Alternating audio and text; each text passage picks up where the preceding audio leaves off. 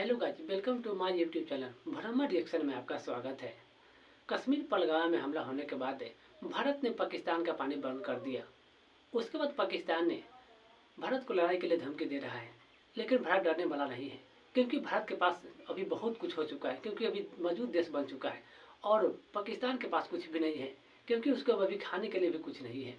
इसीलिए मतलब भारत को डरने का कोई ज़रूरी नहीं है, क्योंकि पाकिस्तान के पास एक परमाणु बम उसी को लेकर के क्योंकि पाकिस्तान के पास एक परमाणु बम उसी को लेकर के भारत को धमकी देता रहता है। चलिए गाइस, वीडियो के माध्यम से कुछ जानते हैं।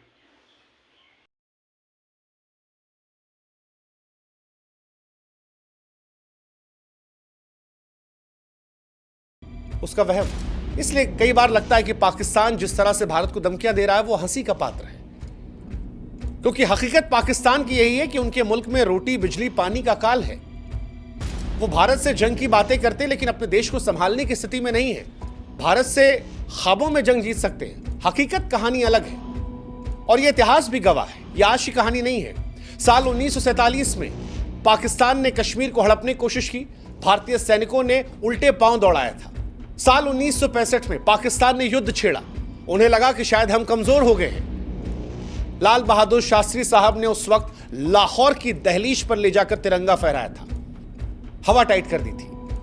साल 1971 में पाकिस्तान के 2 टुकड़े हिंदुस्तान ने कर दिए थे। दुनिया में सबसे ज्यादा सैनिकों का आत्मसमर्पण उसी दौरान हुआ था। 93,000 सैनिकों ने समर्पण किए थे और वो तस्वीरें आज भी पाकिस्तान को शर्मिंदा करती हैं। पाकिस्तान 2 हिस्सों में बढ़ गया था, बांग्लादेश, और आज भी पाकिस्तान उस बात को लेकर रह रह कर किलसता रहता है।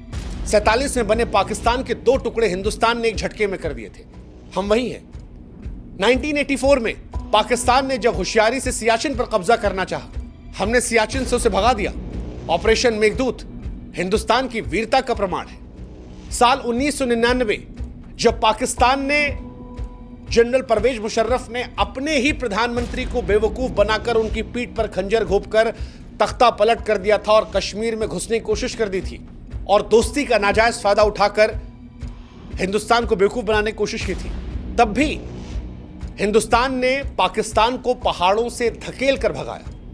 आलम यह था कि पाकिस्तान अपने सैनिकों की लाश उठाने नहीं आया, उन्हें कबूल नहीं कर रहा था। और इसके बाद पाकिस्तान प्रत्यक्ष तौर पर लड़ने कभी नहीं आया। वो कभी पुलवामा, कभी उरी, कभी संसद पर हमला, कभी ताज होटल पर हमला, कभी पहलगाम, लोगों को भड़काकर, फुसलाकर, धमकाकर हिंदुस्तान में हमले करवाए। सीधी लड़ाई पाकिस्तान की हैसियत नहीं रही, जिस तरह से इन युद्धों के बाद पाकिस्तान को हमने सबक सिखाया। तो जिस शिमला समझौते को पाकिस्तान बार बार कहता है कि अब तोड़ दिया जाएगा, उसका लिहाज पाकिस्तान ने रखा कब? 99 में, सियाचिन में? कब रखा पाकिस्तान ने? कभी नहीं रखा। संसद हमले में, ताज होटल हमले में, उरी में, पुलवामा में। पाकिस्तान को याद रखना चाहिए कि पाकिस्तान, भारत ने तुम्हें बार बार हराया है, दुनिया ने तुम्हें अपमानित होते हुए देखा है, और जिस परमाणु धमकियों के दम पर तुम बार बार अटैक करने की बात करते हो कि पाकिस्तान के पास हकीकत में और कुछ नहीं है, ना जल शक्ति, ना थल शक्ति, ना वायु शक्ति। तीनों शक्तियों में हिंदुस्तान के आसपास भी पाकिस्तान नहीं फटकता। और ये मैं हवाबाजी में नहीं कह रहा हूं, ये आंकड़ों में कह रहा हूं। पाकिस्तान के पास सिर्फ एक चीज है, परमाणु शक्ति। लेकिन पाकिस्तान, अगर तुम पहले वार करने की मूर्खता करोगे तो ये याद रखना कि भारत का जवाब ऐसा होगा कि नक्शों पर तुम्हारा अस्तित्व खोजने में इतिहासकारों को मुश्किल होगी। भारत एक शांति प्रिय देश है जिसने परमाणु शक्ति बनाने के बाद यह कहा था कि भारत की नीति नो फर्स्ट यूज है। अटल बिहारी वाजपेयी साहब ने कहा था कि हम पहले इस्तेमाल नहीं करेंगे परमाणु शक्तियों का। लेकिन यह बात याद रखना, हम पहले इस्तेमाल नहीं करेंगे, यह सच है, लेकिन भारत की क्षमता कंप्लीट डिस्ट्रक्शन की है। यानी जब तबाही हम मचाना शुरू करेंगे तब पूर्ण तबाही मचाएंगे। और पाकिस्तान जिस परमाणु ताकतों की बार बार धमकियां देता है, भारत अब उससे वहां पर भी बेहतर हो गया है। पाकिस्तान के पास 170 परमाणु हथियार है। पुराने डेटा के अनुसार पाकिस्तान ये दावा करता था कि हमारे पास ज्यादा है, लेकिन मौजूदा दौर में हिंदुस्तान उससे आगे निकल गया है। कई ऐसी गुप्त रिपोर्टें हैं इंटरनेशनल जो दावा करती हैं कि भारत के पास 180 प्लस हथियार हैं। और हथियारों के आगे भारत के पास वो मिसाइलें हैं जिनकी क्षमता पाकिस्तान की मिसाइलों से कहीं ज्यादा है। जैसे भारत की अग्नि 5 मिसाइल 5,500 किलोमीटर रेंज की है, जबकि उनकी शाहीन 3 2750 है। भारत की मिसाइलें इतनी तेज है कि पाकिस्तान को जवाब देने का वक्त नहीं मिलेगा। भारत के पास पाकिस्तान से बेहतर डिफेंस सिस्टम है जो पाकिस्तान के बैलिस्टिक मिसाइल डिफेंस को नाकाम कर देंगे। पाकिस्तान के पास न्यूक्लियर हथियार है, लेकिन वो समझना पड़ेगा कि जब भारत से आप लड़ने की बात करते हो तब वो भी उनकी अर्थव्यवस्था जैसे हो जाते हैं, जो कागज पर तो शोर मचाते हैं लेकिन रियलिटी में अलग हो जाते हैं। जहां तक बात परमाणु युद्ध की है, मुझे लगता नहीं कि दुनिया ऐसा करने देगी या पाकिस्तान ऐसा करना चाहेगा। लेकिन अगर कूटनीतिक दृष्टिकोण पर बात करते हैं, प्रैक्टिकल होकर, तो आज पूरी दुनिया भारत के साथ खड़ी है। आज भारत का दोस्त अमेरिका भी है, रूस भी है। भारत फ्रांस से भी दोस्त है, इजराइल से भी दोस्त है। भारत के पास जापान भी है। पाकिस्तान के पास सिर्फ एक दोस्त है, चाइना। और चाइना पाकिस्तान का दोस्त नहीं है। पाकिस्तान को वो मोहरे की तरह इस्तेमाल करता है। पाकिस्तान ऑलरेडी FATF की ग्रे लिस्ट में फंसा हुआ है। अंतर्राष्ट्रीय समुदाय के लिए इसे आतंकवादी देश मानता है। चाइना उसे जैसे तैसे बचाता है।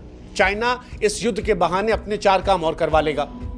वैश्विक मंचों पर पाकिस्तान अलग थलग है। दुनिया में पाकिस्तान की इमेज जो है वो एक आतंकवादी देश की, और ये बात दुनिया जानती है।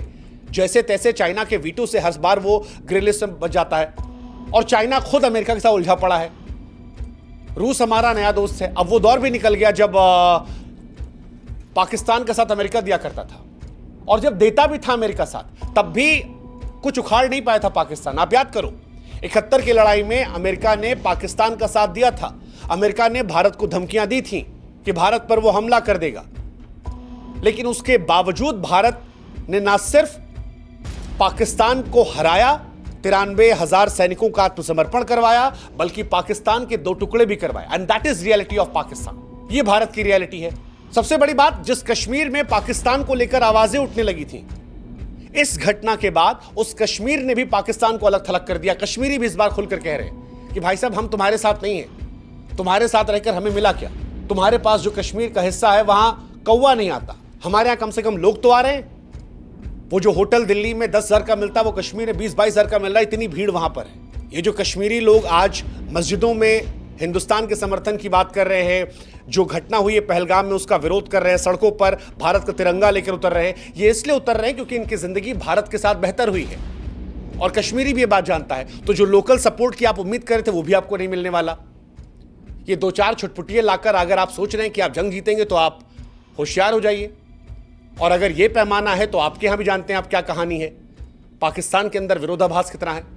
हकीकत यही है कि आज दुनिया भारत को एक उभरती महाशक्ति के तौर पर देखती है। Bharat quad, BRICS, G20, SCO जैसे वैश्विक मंचों पर नेतृत्व कर रहा है। पाकिस्तान की हैसियत है कि FATF की ग्रे लिस्ट में फंसा हुआ है। आतंकवाद को भी एक्सेप्ट करना होगा कि जिस देश के गोदाम खाली हो, हवाई जहाज जर्जर हो, अर्थव्यवस्था दिवालिया हो चुकी हो, वो भारत जैसी सैन्य महाशक्ति को चुनौती नहीं दे सकता। इतिहास के पन्ने जब पलटे जाते हैं तो कुछ मुल्क अपनी वीरता से अमर होते हैं और कुछ कायरता से मिट जाते हैं। पाकिस्तान आज उसी दूसरी श्रेणी में खड़ा है, जिसने पराजय, पतन और प्रवंचना का प्रतीक है। हिंदुस्तान शांति चाहता है, पर शांति समाधान के साथ, सम्मान के साथ। भारत धैर्यवान है, लेकिन भारत कायर नहीं है। भारत सहनशील है, लेकिन भारत अपने आत्मसम्मान से समझौता नहीं करता। और अगर गलती से भी पाकिस्तान ने ऐसी कोई हिमाकत करने की कोशिश की, तो यकीन मानिए इस बार बांग्लादेश नहीं बनेगा, इस बार सियालकोट नहीं बचेगा, इस्लामाबाद का नाम भी जो है वो इतिहास में पहुंच जाएगा। तो ये बात उनको समझनी चाहिए, क्योंकि अगर इस बार ऐसा कोई युद्ध होता है, जिस तरह से पाकिस्तान हमें प्रवोक करता है या हमारे लोगों को मारता है, या अपने दहशतगर्दों को हिंदुस्तान में भेजता है, और या इन सब के बाद भी वो हिंदुस्तान को आंख दिखाने की कोशिश करता है और ये कहता है जी पाव पाव भर के एटम बम है, तो जी पाव पाव के एटम बम वाले अगर युद्ध में आप जाएंगे तो फिर इतिहास आपको ऐसे याद करेगा कि देयर वॉज अ पाकिस्तान। 1947 में बना था, 21वीं सदी में अंत हो गया। आशा करते हैं कि इंसानियत उस दौर में ना जाए। हकीकत, वास्तविकता को हम सब समझे। बार बार हम कह रहे हैं कि युद्ध हमें नहीं चाहिए। हम सहनशील लोग हैं, लेकिन आत्मसम्मान से समझौता नहीं करेंगे। हम वो देश हैं जो शांति चाहते हैं, धैर्यवान हैं, लेकिन हमारे धैर्य को कायरता में ना सोचा जाए, हमारी सहनशीलता को हमारी कमजोरी ना सोचा जाए।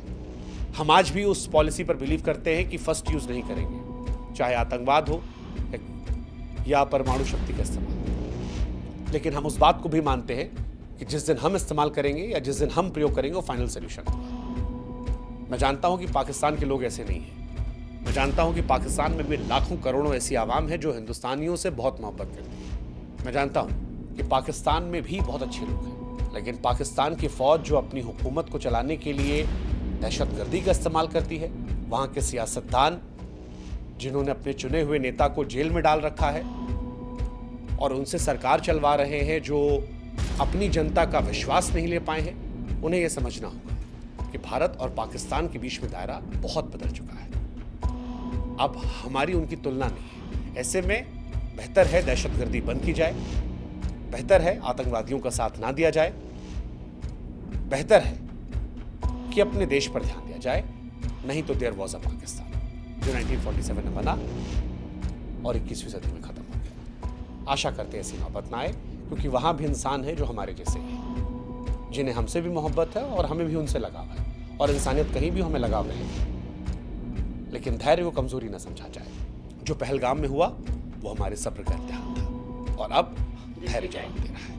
पाकिस्तान सिर्फ चीन के भरोसे ही कूद रहा है, क्योंकि चीन चाहता है कि पाकिस्तान बर्बाद हो जाए, क्योंकि देश या इंसान हो अपने पैर पर ही खड़ा होकर मतलब कुछ आगे की ओर बढ़ना चाहिए।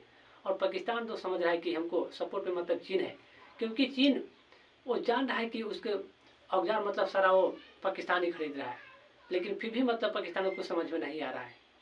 इसलिए मतलब पाकिस्तान बर्बाद हो जाए चीन हमेशा के लिए चाहता रहता है, इसीलिए यही बात सोचता रहता है, क्योंकि 100% औजार मतलब चीन से मतलब पाकिस्तानी खरीदता है। इसलिए सोचता है कि मेरा बिजनेस चलता रहे और पाकिस्तान बर्बाद हो जाए, और पाकिस्तान को कभी दिमाग खुलने वाला नहीं है। इसलिए भारत से लड़ने के लिए लगातार मतलब सोचता रहता है, लेकिन भारत को कुछ होने वाला नहीं है, क्योंकि भारत पहले अपना पहला कदम गलत की ओर नहीं बढ़ाएगा। जब पाकिस्तान कुछ करेगा उसके बाद ही मतलब भारत अपना कदम आगे बढ़ाएगा।